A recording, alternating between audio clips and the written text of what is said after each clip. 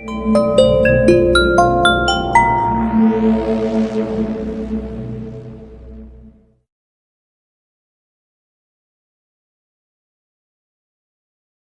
হলো মশাই, ভদ্রলোক তো এখনই এলেন না? ফেলুদাকে প্রশ্ন করলেন রহস্য রোমাঞ্চ ঔপন্যাসিক লালমোহন গাঙ্গুলি।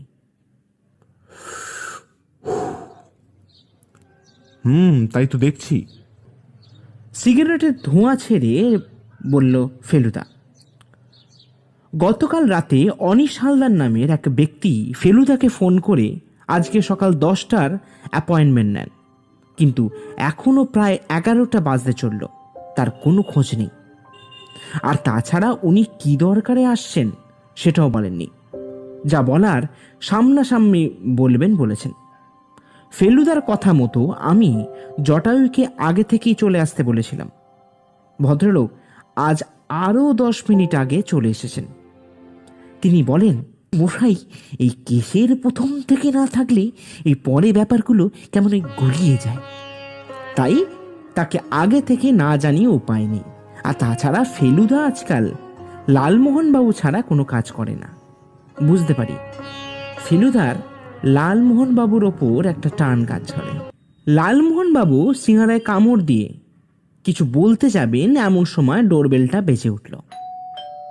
আমি গিয়ে দরজা খুলতে যাকে দেখলাম তাকে দেখতে আর 5টা বাঙালির থেকে বিশেষ কিছু আলাদা নয়। চুল ব্যাক ব্রাশ, চোখে কালো ফ্রেমের চশমা, পরনে সাদা জামা ও সাদা প্যান্ট। বুঝতে অসুবিধা হলো না ইনিই হলেন অনিশ হালদার। ফেলুদা তাকে নমস্কার জানিয়ে সোফায় বসতে বলল। ভদ্রলোক লালমোহন বাবুর পাশে গিয়ে বসলেন। আমি ফেলুদার পাশে চেয়ার টেনে নিয়ে বসলাম। ফেলুদা আমাদের সঙ্গে আলাপ করিয়ে দিল। আসলে জ্যামের কারণে আমার আসতে একটু দেরি হয়ে গেল, তার জন্য প্রথমেই আমি এই ক্ষমা প্রার্থী মিস্টার মিত্তির। অনিশবাবু করজোরে বললেন। তার মুখে একটা মলিন হাসি। বেশ ভালো লাগে এ ধরনের হাসি দেখলে। না না, ঠিক আছে। তা আপনার পরিচয়টা যদি পাওয়া যেত। ফেলুদা বলল। ও, ওই দেখেছেন, নিজের পরিচয়টা দিতেই ভুলে গেছি। আমি হলাম অনিশ হালদার, পেশায় ডাক্তার। ওই বর্ধমানে করকোনা নামে একটা ছোট্ট গণ্ড গ্রামে আমি আমার ওই পেশা চালিয়ে জীবিকা নির্বাহ করি। গরিব মানুষদের সেবা দিই, আর তাতে যা পারিশ্রমিক পাই তাতে আমার এই ভালোভাবে চলে যায় মিস্টার মিত্তির। গরিব চাষি মানুষগুলোর ভালোবাসা নিয়ে বেশ ভালোই দিন কাটছে। অনিশবাবু বললেন। তাহলে মশাই এই গোয়েন্দা কি দরকার হলো কেন? লালমোহন বাবু অবাকভাবেই প্রশ্ন করলেন। ভদ্রলোক ফেলুদার দিকে চেয়ে বললেন, আসলে আমাদের এই করকোনা গ্রামটা হলো পাড়া স্টেশন থেকে প্রায় আধ ঘন্টার রাস্তা। গ্রামের মেঠো পথ আর চাষের জমি, মানে এক ধরনের মনোরম দৃশ্য দেখতে পাবেন। সবই ঠিক ছিল, কিন্তু এই গণ্ড গ্রামে হঠাৎ একটু এই ভূতের উপদ্রব শুরু হয় মিস্টার মিত্তির। আমাদের সাধারণ জীবনে এক বিভীষিকা নেমে এলো। কিন্তু অনিশবাবু, আমি তো ভূত তাড়াতে পারি না। কিন্তু ভূত চালাতে তো পারেন। ভদ্রলোক ফেলুদার প্রতি বিশ্বাসটা কথার মধ্যে দিয়ে প্রকাশ পেল। মানে আপনি কি কাউকে সন্দেহ করছেন নাকি? হ্যাঁ মিস্টার মিত্তির, আসলে আমি বিজ্ঞানের ছাত্র, আর তাছাড়া আমি ওখানে এতকাল আছি, কোনো সমস্যাই তো হয়নি। আচ্ছা, আপনার সন্দেহটা হয় কিভাবে? প্রশ্ন করলো ফেলুদা। আচ্ছা বেশ, আপনাকে গুছিয়ে তাহলে বলা যাক। বেশ কিছুদিন আগে এই গ্রামের, যেখানে আমরা থাকি আসলে, সেই গ্রামের অনেকগুলো নতুন পরিচিত ছেলেদের মুখ দেখতে পাওয়া যায়। আমরা এসব কিছু মনে করিনি, কিন্তু এই ভূতের উপদ্রবের মাত্রা বেড়ে যাওয়ার পর থেকেই আমার মনে হতে থাকে এর পেছনে কিছু একটা ষড়যন্ত্র হচ্ছে। তাই আপনার খোঁজ নিয়ে এখানে চলে আসা। এখন আমাকে নিরাশ করবেন না মিস্টার মিত্তির। দেখুন, আমি তো এ ধরনের ভূতের কেস নিই না। আর আর না করবেন না মিস্টার মিত্তির। গোটা গ্রামের ভবিষ্যৎ এখন ওই আপনার হাতে। আর তাছাড়া গ্রামের মনোরম পরিবেশও কিছুদিন কাটাতে পারবেন, এবং আমি আপনাকে উপযুক্ত পারিশ্রমিকও দেব। অনীশবাবু বললেন, ভাই আর না করবেন না, অনেকদিন তো গ্রামের মনোরম পরিবেশে যাওয়া হয়নি, তা চলুন না একটু চেঞ্জে ঘুরে আসা যাক। লালমোহন বাবু উৎসুকভাবে ফেলুদাকে বলে উঠলেন, আচ্ছা, লালমোহনবাবু যখন বলছেন তাহলে ঠিক আমরা যাব। ও সরি, আমরা 3 জন গেলে অসুবিধা হবে না তো? ফেলুদা প্রশ্ন করলেন অনীশবাবুকে। একদমই না, আমি একা মানুষ মিস্টার মিত্তির, আপনারা এলে আমার ভালোই লাগবে। আর লালমোহন বাবুর মতন স্বনামধন্য লেখক যদি আমাদের গ্রামে পা রাখেন, তাহলে সেটা আমাদের ক্ষেত্রে বড়ই গর্বের ব্যাপার। তা আপনারা কবে যাবেন বলুন? কাল বাদ পরশু আমরা যাব। ফেলুদা বলল, বেশ, তাহলে আমি পরশু সকালে গাড়ি পাঠিয়ে দেবো, ঘন্টা চারেকের রাস্তা। না না, একদমই না, আমরা আমাদের গাড়িতেই যাব। লালমোহন বাবু হঠাৎ বলে উঠলেন, বেশ, তবে ওই কথাই রইল। আর এই আপনার অ্যাডভান্স মিত্রের। এই বলে অনীশবাবু পকেট থেকে একটা সাদা খাম বার করে ফেলুদার হাতে দিল। তাহলে আসি, নমস্কার। নমস্কার। ফেলুদা বলল। ভদ্রলোক চলে যেতেই লালমোহনবাবু বললেন, মানিক মশাই, এই করকোনার কেলেঙ্কারি ব্যাপারটা জমে যাবে, কি বলুন? বাবা, আপনি তো দেখছি একদম জটায়ু মার্কা নাম দিয়ে দিলেন, কিন্তু তার আগে এটা ধরুন। এই বলে ফেলুদা খাম থেকে কিছু অর্থ বার করে জটায়ুকে দিতে গেল। এই তো মশাই, আমাকে পর করে দিলেন তো, ভুলে যাচ্ছেন, আমার গাড়ি মানে আপনার গাড়ি। আর তাছাড়া আর ওখানে যাবার জন্য এই আমি তো আপনাকে জোর করি। বেশ, তাহলে পরশু সকাল 9টায় আমরা রওনা দেব। তোপসে সব গোছগাছ করে নিই। লালমোহন বাবু ঠিক 9টা বাজতে 10 মিনিট আগেই চলে এসেছেন, আর আমরা ঠিক 9টায় যাত্রা শুরু করলাম।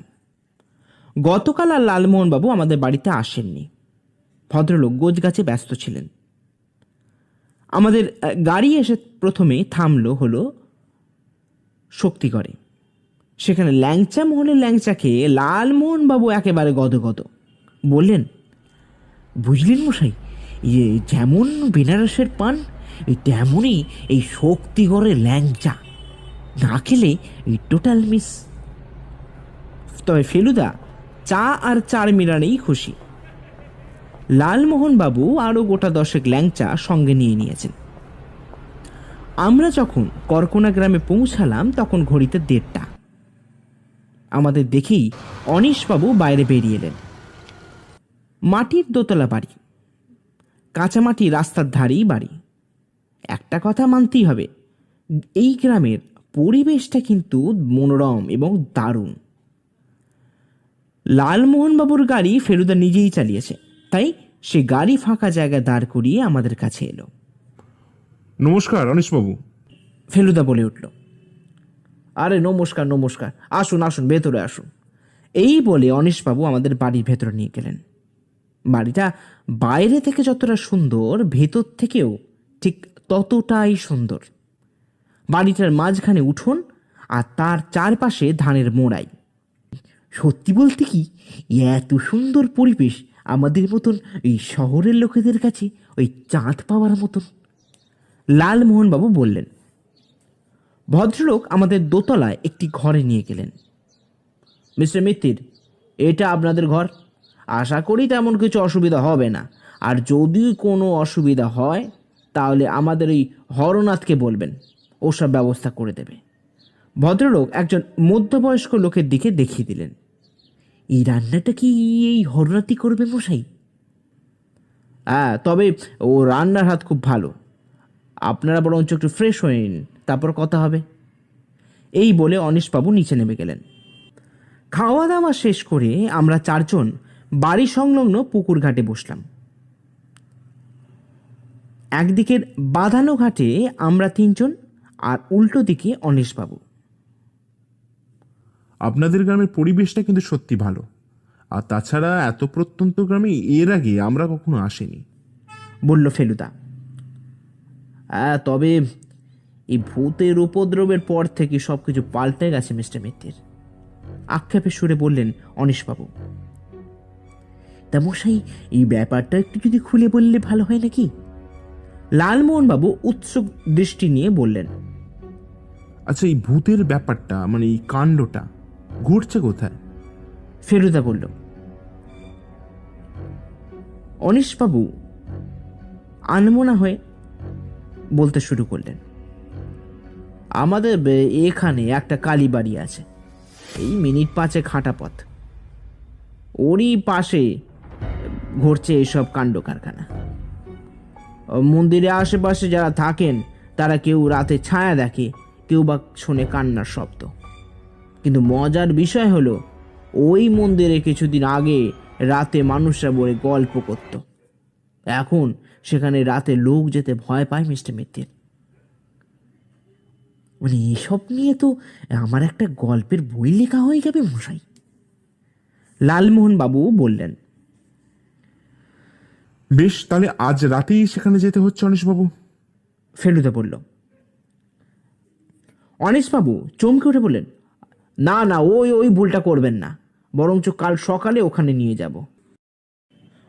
পরদিন সকালে আমরা গ্রামের মেঠো রাস্তা ধরে এগিয়ে চললাম মন্দিরের দিকে। ভারী সুন্দর পরিবেশ।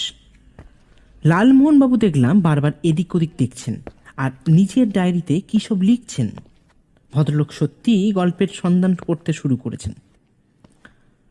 মন্দিরটার সামনে যখন আমরা এলাম, ফেলুদা অবাক হয়ে বলল, এখানে তো জনবসতি আছে বলে মনে হচ্ছে, তাহলে ভূতের উপদ্রব হয় কিভাবে? সেটাই তো অবাক কাণ্ড মিস্টার মিত্তির। গ্রামের মানুষেরা তাই তো ভীত আর হতবাক, বললেন অনিশবাবু। মন্দিরটার আশেপাশে 10 দূর থেকেই গ্রামের মানুষের বাস। সামনের দিকটা ফাঁকা। অনিশবাবু কাছ থেকে শুনলাম পেছনের দিকে একটা পুকুরও আছে, অর্থাৎ ভূতের কোনো ব্যাপারই নেই। ভাইয়া, এই আমাদের কি মিথ্যে কথা বলা হলো নাকি? কানে কানে বললেন লালমোহনবাবু। অনিশবাবু, এখানে তো ভূতের কিছু চিহ্নই দেখছি না। সেটাই তো অবাক ব্যাপার মিস্টার মিত্তির। আমরা কিছুই বুঝতে না পারার জন্যই তো আপনার কাছে যাওয়া। বেশ, তবে দেখি কি করতে পারি। ফেলুদা বলল। এরপর আমরা সামনের দিকে এগিয়ে গিয়ে মা কালীর মূর্তি দর্শন করার জন্য এগোলাম। আচ্ছা, এত সোনা মূর্তির গায়ে তা আপনারা পাহারার ব্যবস্থা করেননি? ফেলুদা মা কালীর মূর্তিকে দেখে অনিশবাবুকে প্রশ্ন করল। আসলে এটা একটা ছোট্ট গণ্ড গ্রাম মিস্টার মিত্তির, আর তাছাড়া এখানে সবাই সবাইকে চেনে, তাই। আর বহুদিন আগে একবার সব গয়না খোলানো হয়েছিল, কিন্তু তারপর এই গ্রামে খুব বিপর্যয় আসে, আর সেই থেকেই কেউ গয়না খোলার সাহসও দেখায়নি। আর পাহারা দেওয়ার কথা তো অনেক দূরের ব্যাপার। বুঝলাম। তাহলে একবার রাতে আসতে হচ্ছে অনিশবাবু। আমি আর লালমোহন বাবু তো অবাক। দেখলাম অনিশবাবুর মুখটাও হাঁ হয়ে গেছে। কোনোভাবেই সম্ভব নয়, অনিশবাবু মাথা নেড়ে বললেন। তাহলে এই কেস হ্যান্ডেল করা আমার পক্ষে সম্ভব নয় অনিশবাবু। এ কিরকম জেদ প্রদোষবাবু? মাথা ঘষতে ঘষতে বললেন অনিশবাবু। তারপর একটু থেমে বললেন, কি বলবো, বেশ, তবে আমিও থাকবো আপনার সাথে। আমরাও আছি কিন্তু, বললেন লালমোহন বাবু। ভূতের ভয় সামলাতে পারবেন তো লালমোহন বাবু? ফেলুদা প্রশ্ন করলো লালমোহন বাবুকে। আপনি আর আপনার ওই ইয়েটা থাকলে কুছ পারবা নেই। ইয়েটা মানে ফেলুদার কোল্ড রিভলভারের কথা বলছেন লালমোহনবাবু। কোথায় থাকার কথা হচ্ছে শুনি? পেছন ফিরতে দেখলাম এক মস্ত জটাধারী তান্ত্রিক দাঁড়িয়ে আছেন। তার পরনে লাল ধুতি, গায়ে কোনো চাপা নেই, গলায় রুদ্রাক্ষের মালা আর কপালে লাল তিলক। আসলে মন্দিরে আর কিছুক্ষণ থাকার কথা বলছেন এনারা। অনীশবাবু এগিয়ে গিয়ে বললেন, কে নারা? আসলে আমার বন্ধু হয়। তাই এই টেকোটাও কি তোমার বন্ধু হয় নাকি? এই বলে তিনি হাসতে হাসতে এগিয়ে গেলেন পুকুরের দিকে। কিছু মনে করবেন না লালমোহনবাবু, আসলে উনি ওরকমই। ওনার হয়ে আমি আপনার কাছে ক্ষমা চাইছি। অনীশবাবু লালমোহনবাবুকে বললেন, না না, এই ঠিক আছে ঠিক আছে। বিনয়ের হাসি এসে বললেন লালমোহনবাবু। আমি বেশ বুঝতে পারছি লালমোহনবাবু যে পরিমাণে রেগে গেছেন সেটা আমি আর ফেলুদাই বুঝতে পারবো। আচ্ছা, ওনার পরিচয়টা দিলেন না তনীশবাবু? ও, আসলে ওনার নাম হলো আদিনাথ ব্রহ্মচারী, তবে গ্রামের মানুষরা ওনাকে ঠাকুর বলেই ডাকেন। মাঝে মাঝে এই গ্রামের শ্মশানে ওনাকে দেখা যায়। আর লোকেরা বলে উনি তান্ত্র সাধনার সঙ্গে যুক্ত আছেন। তবে উনি কি করেন, কোথায় থাকেন, বা গত ওই 2-3 মাস আগেই বা কোথায় ছিলেন সেটা আমরা কেউ কিছু জানি না মিস্টার মিত্তির। অনীশবাবু বেশ অবাক হয়েই বললেন, ভারী মিস্টেরিয়াস ব্যাপার তো। লালমোহনবাবু বলে উঠলেন, মাংসের ঝোল, সরু চালের ভাত আর পোস্তের বড়া খেয়ে আমরা 3 জন যখন ঘরে ঢুকলাম তখন লালমোহনবাবু বিছানায় চিত হয়ে শুয়ে পড়লেন। ফেলুদা 4 মিনার ধরিয়ে জানলার সামনে গিয়ে দাঁড়াল, আর আমি চেয়ারে গিয়ে বসলাম। একটা ঢেকুর তোলে লালমোহনবাবু বললেন, তা মশাই, এই আদিনাথ লোকটা কি আমার না কিরকম ঠিক লাগলো না। তাই? আমার তো অনীশবাবুকেও ঠিক লাগলো না লালমোহনবাবু। ওনাকেও কি আপনি সন্দেহ চোখে দেখছেন নাকি? লালমোহনবাবু শটান উঠে বসে বললেন, দেখুন লালমোহনবাবু, সন্দেহ ঠিক না, সন্দেহের তালিকায় তো রাখা যেতেই পারে। আচ্ছা, তুমি কি সত্যি আজ রাতে ওখানে যাবে নাকি? আমি প্রশ্ন করলাম। হ্যাঁ রে, এছাড়া কোনো উপায় দেখছি না, তবে তোদের ভয় লাগলে যেতে হবে না। এটা কি বলছেন মশাই? আপনাকে এই একা বিপদে যেতে দিয়ে কিভাবে ঘুমবো আমরা? মনে রাখবেন ফেলুবাবু, আমরা হলাম 3 মাস্কেটিয়ার্স। বেশ, তবে ঠিক রাত 10টা। ফেলুদা তীক্ষ্ণ দৃষ্টিতে লালমোহনবাবুকে বলল। রাতে খাওয়ার পর আমরা 4 জন রওনা দিলাম মন্দিরের দিকে। গ্রামের পরিবেশ এত সুন্দর যে তা ভাষায় ব্যক্ত করা কঠিন। ঝিঝির আওয়াজ, শীতের ঠান্ডা আমেজ আর শান্ত স্নিগ্ধ প্রকৃতির মধ্যে সত্যি নিজের জীবনকে সার্থক বলেই মনে হচ্ছে। লালমোহনবাবুকে দেখলাম গুনগুন করে গান গাইতে। ফেলুদা আর অনীশবাবু আমাদের সামনে হাঁটতে হাঁটতে যাচ্ছেন। সবাই চুপচাপ। ফেলুদাও যে প্রকৃতির নেশা অনুভব করছে সেই বিষয়ে আমার কোনো সন্দেহ নেই। যখন মন্দিরের সামনে এলাম দেখলাম চারিদিক অন্ধকার, খালি মন্দিরের একটা প্রদীপ ছাড়া আর কোথাও কিচ্ছু নেই। আশেপাশের বাড়িগুলোর সদর দরজা ভূতের ভয় একেবারে বন্ধ করা। মানে মশাই, এই ব্যাপারটা একটু রিস্কি হয়ে যাচ্ছে নাকি? বেশ ভয়ের সুরে বললেন লালমোহনবাবু। লালমোহনবাবু, অন্ধকারে আলো খোঁজাটাই কিন্তু আমার কাজ। আর যদি আপনার ভয় করেই থাকে তা আপনি বাড়ি চলে যান। না থাক মশাই, তার দরকার নেই। আমরা ফেলুদার কথা মতো মন্দিরের পাশে একটা গাছের আড়ালে দাঁড়ালাম। গায়ে ওরমস মেখেই এসেছি, তাই মশার কোনো সমস্যা নেই। এই দিকটা বেশ অন্ধকার, পাশের লোকেদেরও দেখা যাচ্ছে না। সঙ্গে টর্চগুলো মন্দিরের এলাকায় ঢোকার আগেই বন্ধ করে দিয়েছি। আমার পাশে লালমোহনবাবু, তার পাশে ফেলুদা এবং তার পাশে অনীশবাবু। ফেলুদার দৃষ্টি মন্দিরের দিকে স্থির হয়ে আছে। প্রায় 1 ঘন্টা দাঁড়িয়ে থেকেও কিছু দেখতে পেলাম না, খালি কটা চামচিকি আর প্যাঁচার আওয়াজ ছাড়া কোথাও কিচ্ছু নেই। হঠাৎ আমাদের চমকে দিয়ে লালমোহনবাবু কাঁপা কাঁপায় বলে উঠলেন, ফেলুবাবু। ফেলুদা লালমোহনবাবুর দিকে টর্চ আলো ফেলতেই দেখলাম একটা মোটা বড় সাপ লালমোহনবাবু পা জড়িয়ে ধরে রেখেছে। আমি চমকে উঠলাম। লালমোহনবাবু চেঁচাতে যাচ্ছিলেন, দেখলাম ফেলুদা ওর মুখটা চেপে ধরল। একদম চেঁচাবেন না, চুপচাপ দাঁড়িয়ে থাকুন। এই বলে ফেলুদা আস্তে আস্তে নিজের হাঁটুর উপর ভর দিয়ে বসলো। তারপর টর্চের আলো সিধে ফেললো সাপের চোখের দিকে। এবার দেখলাম সত্যি বড় সাপ। এত বড় সাপ দেখে লালমোহনবাবু চোখ বুজে ইষ্ট নাম জপ করছেন। ফেলুদা এবার নিজের বাঁ হাত সাপের সামনে রেখে ডান হাতটা সাপের পেছন দিয়ে নিয়ে গিয়ে তার মাথাটা চেপে ধরল। সত্যি গর্বে আমার বুকটা চওড়া হয়ে গেল।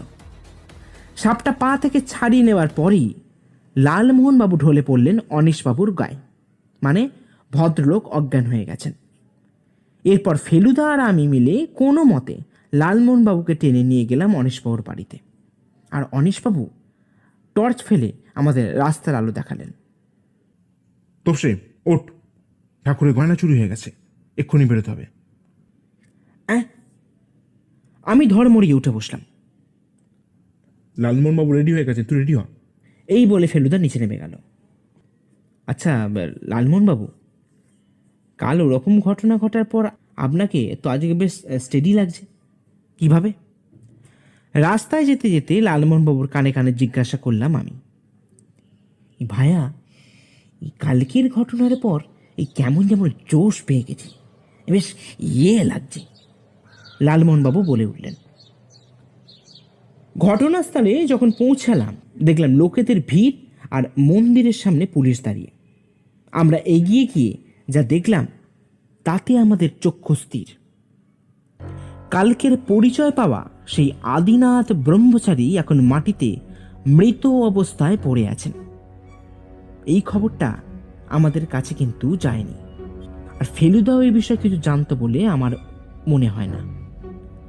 পুলিশের কাছ থেকে খবর পাওয়া গেল সাপের কামড়ে মৃত্যু হয়েছে। জটায়ুর তো মুখ একেবারে হাঁ হয়ে গেছে।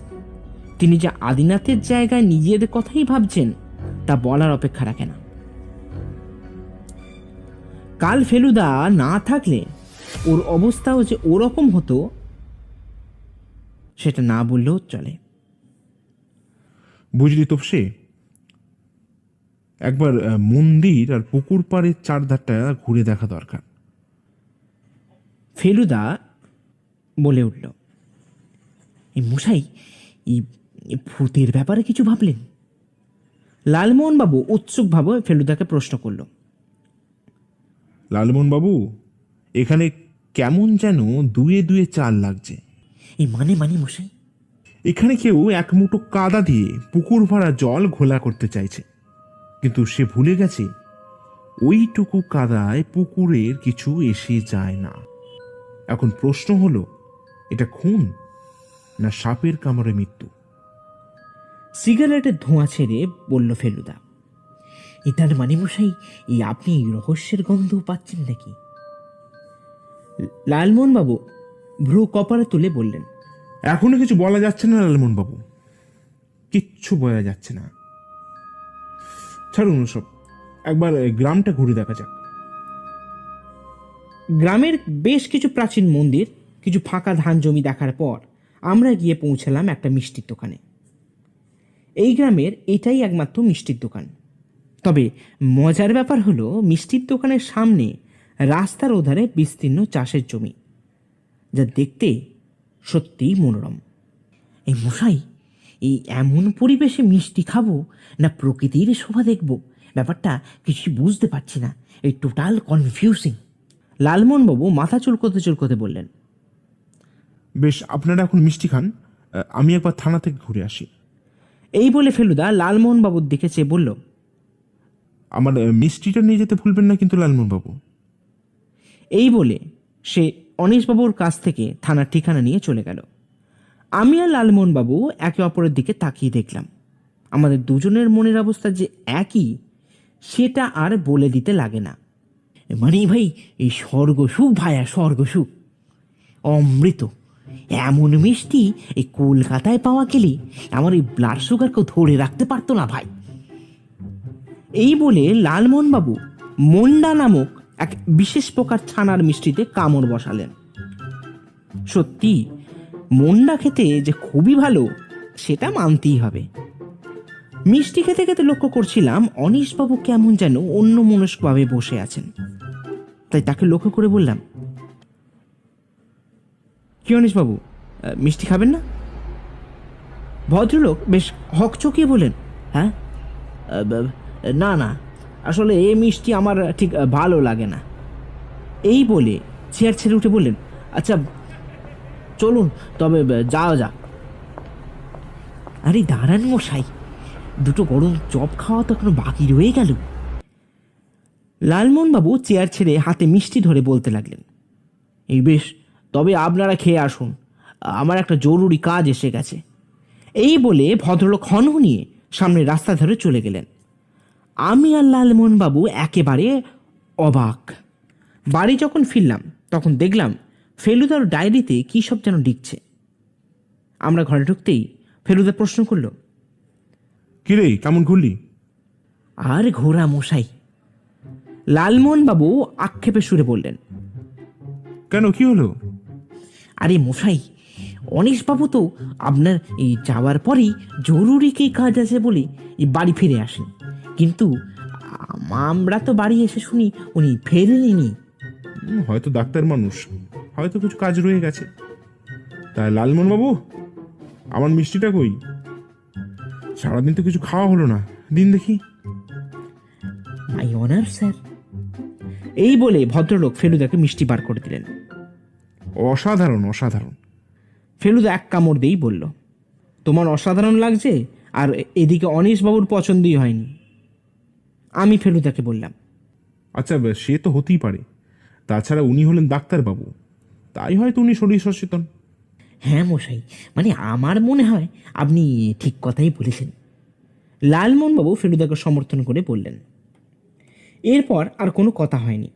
ঠিক রাত 9টায় ডিনার শেষ করে আমরা তিনজন উঠোনে খাটিয়ায় গিয়ে বসলাম, আর অনীশবাবু বেতের মোড়ায় বসলেন।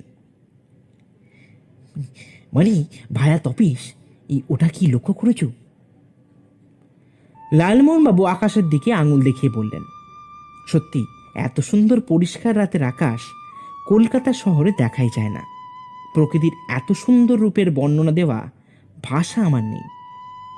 বাঁশ গাছের ফাঁক দিয়ে পূর্ণিমা চাঁদের আলো আর তারার দল আমাদের মনকে মুগ্ধ করে দিল। তবে ফেলুদার একটা কথায় আমার আর লালমোহনবাবুর চোখ আকাশ থেকে ওর দিকে নেমে এলো। শুধু তাই নয়, মনে হলো যেন পায়ের তলার মাটিটা একেবারে কেঁপে উঠল। আশা করি অনীশবাবুর অবস্থা ওরকমই হয়েছিল। কালী মূর্তির গয়নাগুলো আমার কাছেই আছে, বুঝলি? কি বলছেন মশাই? অনীশবাবু চেয়ার ছেড়ে উঠে বললেন, মশাই এটা আপনার থেকে আশা করিনি। লালমোহনবাবুও বলে উঠলেন। আমার মুখ দিয়ে কোনো কথাই বেরোলো না। তবে আমি এটা জানি ফেলুদা কোনো অন্যায় কাজ করতে পারে না। তাই আমি বললাম, কিন্তু কেন ফেলুদা? আসলে আমি ভেবেছিলাম গয়নাগুলো ওভাবে রাখা ঠিক হচ্ছে না। তবে সেদিন রাতে লালমোহনবাবুকে বাড়ি আমি পৌঁছে দিয়ে মাঝরাতে আবার সেখানে যাই, আর বাকি সব ঘটনা সব জানিস। এই বলে অনীশবাবুর দিকে ফিরে বলল, কিন্তু অনীশবাবু, কোনো ভূতের পাল্লায় কিন্তু ফেলু মিত্তির পড়েনি। পড়েননি? সে কি করে সম্ভব? তা মশাই এই গয়নাগুলো কোথায় রেখেছেন? লালমোহনবাবু উৎসুক নজরে বলে উঠল। লালমোহনবাবু একটা ভালো প্রশ্ন করেছেন। এই গ্রামেই রেখেছি। এই গ্রামের ঈশান কোণে একটা শ্মশান আছে। সেই শ্মশানের ঈশান কোণে মাটির তলায় পুঁতে রাখা আছে। এটা কিন্তু আপনি একদম ভালো কাজ করেননি মিস্টার মিত্তির। গ্রামের মানুষরা জানতে পারলে আপনার প্রাণ সংশয় পর্যন্ত হতে পারে। অনিশবাবু বেশ বিরক্তি সুরে বলে উঠলেন, জানি জানি অনিশবাবু, তবে এটা ছাড়া গয়না বাঁচাবার কোনো উপায় আমার জানা ছিল না। কথা শেষ হতে আমরা তিনজন উপরে উঠে এলাম। মশাই, এই কাজটা কিন্তু আপনি মোটেই ভালো করেননি, লালমোহনবাবু বেশ আস্তে আস্তেই বলল ফেলুদাকে। জানি লালমোহন বাবু, কিন্তু কোনো উপায় ছিল না। তাহলে এরপর কি ভাবছেন মশাই? প্রশ্ন করলেন রহস্য রোমাঞ্চ ঔপন্যাসিক লালমোহন গাঙ্গুলি। এরপর একটা লম্বা ঘুম, তারপর দেখা যাবে। এই বলে ফেলুদা বিছানায় শুয়ে পাশ ফেলল। অগত্যা আমরাও শুয়ে পড়লাম। তোপসে, এই তোপসে, ওঠ। লালমোহন বাবু উঠুন। ফেলুদা আমাকে ঠেলে রাখল। ঘুম থেকে উঠে দেখলাম তখন রাত্রি, সকালের আলো ফোটেনি। ঘড়ির রেডিয়ামের ডায়াল জ্বালিয়ে দেখি রাত 2টো বাজে। এত রাতে ফেলুদা ডাকলো কেন? তার মানে কিছু রোমাঞ্চ হতে চলেছে। লালমোহনবাবুকে দেখলাম আমার দিকে গো বেচারার মতন তাকিয়ে আছেন। কোথায় যাবেন মশাই? প্রশ্ন করলেন লালমোহনবাবু। আপাতত শ্মশান। শ্মশান কেন মশাই? ভয় সুরে বললেন লালমোহনবাবু। এখন এত কিছু বলার সময় নেই লালমোহন বাবু, চটপট রেডি হয়ে নিন। ফেলুদাকে দেখলাম রিভলভার আর টর্চ নিতে। লালমোহনবাবু সঙ্গে টর্চ নিলেন। এই ফেলুবাবু, এই অনিশবাবুকে দেখেনি? দোতলা থেকে নিচে নেমে প্রশ্ন করলেন লালমোহনবাবু। না থাক লালমোহন বাবু, এত রাতে অনিশবাবুকে ডেকে বিরক্ত করে কোনো লাভ নেই, বরঞ্চ আমরাই যাই। আর তাছাড়া রাস্তা তো আমাদের চেনাই আছে। এই বলে ফেলুদা অতি সন্তর্পণে দরজা খুলে এগিয়ে গেল। যখন আমরা শ্মশানে পৌঁছালাম তখন ঝিঝি পোকার শব্দ ছাড়া কোথাও একটিও শব্দ নেই। লালমোহনবাবুর নিঃশ্বাসের শব্দ স্পষ্ট শোনা যাচ্ছে। ফেলুদা শ্মশানে ঢোকার আগেই টর্চের আলো নিভিয়ে দিতে বলে। আমরা তিনজন শ্মশানের শুকনো পাতার ওপর খুব আস্তে আস্তে এগিয়ে চললাম। লালমোহনবাবু আমার হাতটা খুব শক্ত করে ধরে আছেন, আর ফেলুদা যেন সেই তখন থেকে কি একটা খুঁজে বেড়াবার চেষ্টা করছে। হঠাৎ ফেলুদা আমাদের গতিরোধ করে একটা গাছের আড়ালে নিয়ে গিয়ে বলল, আমি কিছু না বলা অবধি তোরা এখান থেকে কোথাও যাবি না। আমি ডাকলে তখন এই এই থান্ডিনটা ডান দিকে ছুঁড়ে দিবি। এই বলে ফেলুদা অন্ধকারে মিশে গেল। প্রায় আধ ঘন্টা হয়ে গেছে। লালমোহনবাবু ক্রমাগত মশা মেরে চলেছেন, আর আমি কান খাড়া করে ইট হাতে দাঁড়িয়ে আছি। চোখের সামনে ঘন অন্ধকার ছাড়া কিচ্ছুই দেখা যাচ্ছে না। মাথার উপর গাছের পাতার ফাঁক দিয়ে মাঝে মাঝে তারা ঝিকিমিকি দেখা যাচ্ছে। হঠাৎ মধ্যরাতের শ্মশানের সমস্ত নীরবতাকে ভঙ্গ করে ফেলুদা চেঁচিয়ে উঠল, তোপসে! আর আমি সঙ্গে সঙ্গেই ডান দিকে সজোরে ইটটা ফেলে দিলাম। অমনি জলে ছলাৎ করে আওয়াজ হলো। বুঝলাম পাশেই পুকুর আছে। আর তারপরেই দেখলাম পুকুরের ওধার থেকে খামদশেক টর্চের আলো আমাদের দিকে এগিয়ে আসছে। আমি চেঁচিয়ে বললাম, লালমোহনবাবু, টর্চ জ্বালুন। তারপর যেটা দেখলাম তার জন্য আমি আর লালমোহনবাবু মোটেই প্রস্তুত ছিলাম না। দেখি ফেলুদা তার রিভলভার তাক করে দাঁড়িয়ে আছে কালো চাদরে মোড়া এক ব্যক্তির দিকে। কেই নি। তারপরে কালো চাদর পরা লোকটা ফেলুদার দিকে ধুলো ছড়িয়ে পালিয়ে যেতে যাবে, অমনি ফেলুদা তার পা লক্ষ্য করে বন্দুক চালিয়ে দিল। সঙ্গে সঙ্গে প্রচন্ড আর্তনাদে মাটিতে লুটিয়ে পড়ল সেই পরিচয়হীন লোকটা। পুলিশ এসে তাকে ভ্যানে তুলে নিয়ে যাবার সময় দেখলাম আকাশে সামান্য আলো ফুটেছে। লালমোহনবাবু ফেলুদাকে বললেন, এই মশাই, এই শব্দ হলো, এই মুখটা দেখাবেন না? অবশ্যই লালমোহন বাবু, অবশ্যই দেখাবো। এই বলে ফেলুদা তার মুখের চাপাটা খুলে দিল। এই রক্ষক, এই না ভক্ষক মশাই। তার মুখ দেখি লালমোহনবাবু বলে উঠলেন। আমাদের সামনে পুলিশ ভ্যানে যিনি বসে আছেন তিনি হলেন সেই অনিশবাবু যাকে ডাক্তার বলতে গিয়ে এখন ঘৃণা হয়। এখন বাজে সকাল 7টা। অনিশবাবুর বাড়ির উঠোনে বসে আমরা 6জন চা পান করছি। এবার বলে রাখা ভালো 6জন কারা কারা। আমরা 3জন, ইন্সপেক্টর সামন্ত, বৃত্ত হরিপদ, আর যার কথা বলবো তাকে প্রথমে দেখে আমরা অতবাক হয়ে গেছিলাম। তিনি হলেন তান্ত্রিক ব্রহ্মচারী আদিনাথ। তবে তিনি কোনো তান্ত্রিক নন, বাস্তবে তিনি একজন পুলিশ অফিসার, নাম আদিনাথ ব্যানার্জি। এই মশাই, এই ব্যাপারগুলো কেমন যেন জট পাকিয়ে যাচ্ছে, এই যদি একটু গুছিয়ে বলেন। লালমোহনবাবু ফেলুদাকে বললেন। ফেলুদা চায়ের কাপে চুমুক দিয়ে বলল, জট পাকালে তো মুশকিল, দাঁড়ান তাহলে জটটা ছাড়িয়ে দিই। এই বলে ফেলুদা চায়ের কাপটা টেবিলে রেখে বলতে শুরু করলো। দেখুন লালমোহনবাবু, অনিশবাবু চেয়েছিলেন কালীমূর্তির সমস্ত গয়না চুরি করে এখান থেকে পালিয়ে যাবেন, কিন্তু তার হলো না। আমি এখানে এসে এবং অনিশবাবুর সঙ্গে কথা শুনে অসামঞ্জস্য মনে হয়, তাই ওনার আড়ালেই তদন্ত করতে থাকি। মূলত উনি আমাকে হায়ার করেছিলেন ভূতের সমস্যা মেটাতে, কিন্তু সেদিন মানে লালমোহনবাবুর পায়ে সাপ জড়িয়ে যাওয়ার দিন বহুক্ষণ অপেক্ষা করেও যখন ভূতের দেখা পেলাম না, মনটা একটা খটকা হলো।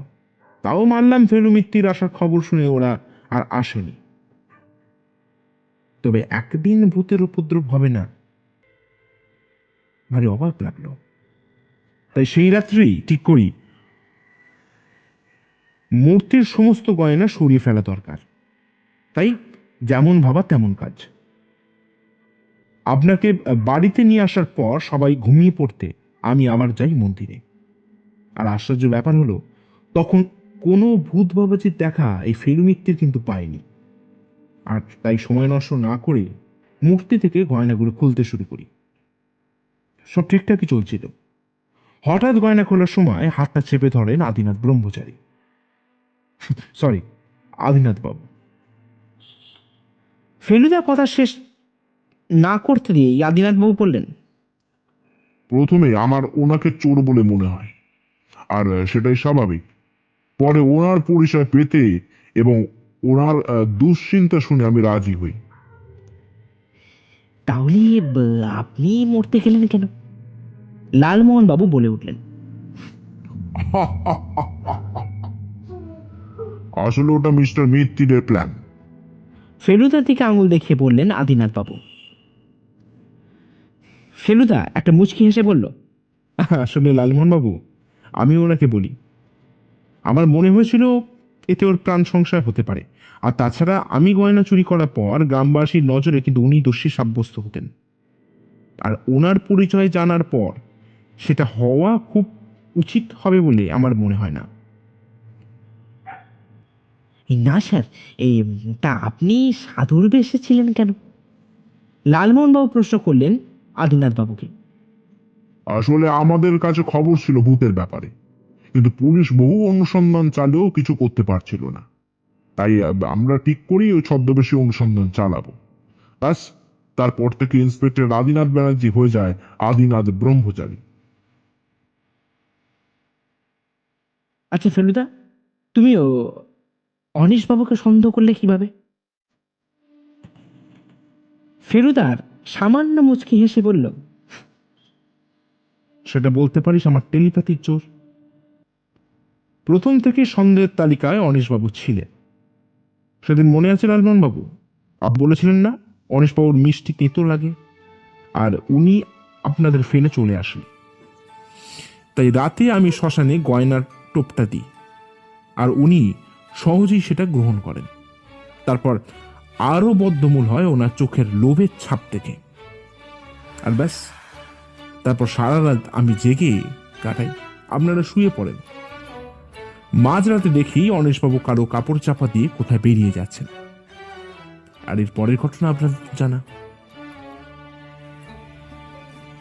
এই তার মানে মশাই, এই পুলিশের সাথে আপনি আগে থেকেই সব ঠিক করে দেখেছিলেন? লালমোহনবাবু উৎসুকভাবে বলে উঠলেন। একদমই ঠিক লালমোহন বাবু, আদিনাথ বাবুর সঙ্গে আমার যোগাযোগ ছিল। কিন্তু ফেলুবাবু, এই ভূতের ব্যাপারটা তো ঠিক এই বোঝা গেল না। লালমোহনবাবু অবাক হয়ে প্রশ্ন করলেন। এখনো বোঝেননি লালমোহন বাবু? ওসব অনিশবাবুর কারসাজি। কিন্তু ফেলুদা, তোমাকে টাকার কারণটা কি তাহলে? আমি প্রশ্ন করলাম। গোর্তপসে আসলে অনিশবাবু চেয়েছিলেন আমার নজরটা আদিনাথের ওপর ফেলে দিতে, কিন্তু উনি ভুলে গিয়েছিলেন যে কয়লার মধ্যে থেকে হিরে বার করাটাই হচ্ছে ফেলু মিত্তিরির কাজ। আসলে উনি আদিনাথের আসল পরিচয়টা জানতে পেরে গেছিলেন, তাই তাকে রাস্তা থেকে সরাবার জন্য ভূতরূপী গুন্ডার ব্যবস্থা করেছিলেন, কিন্তু কোনো লাভ হলো না। তাই ফেলু মিত্তিরের সাহায্য নিয়ে উনি এই বৈতরণী পার হতে চেয়েছিলেন, আর ওনার অবস্থা আপনাদের এখন তো জানা।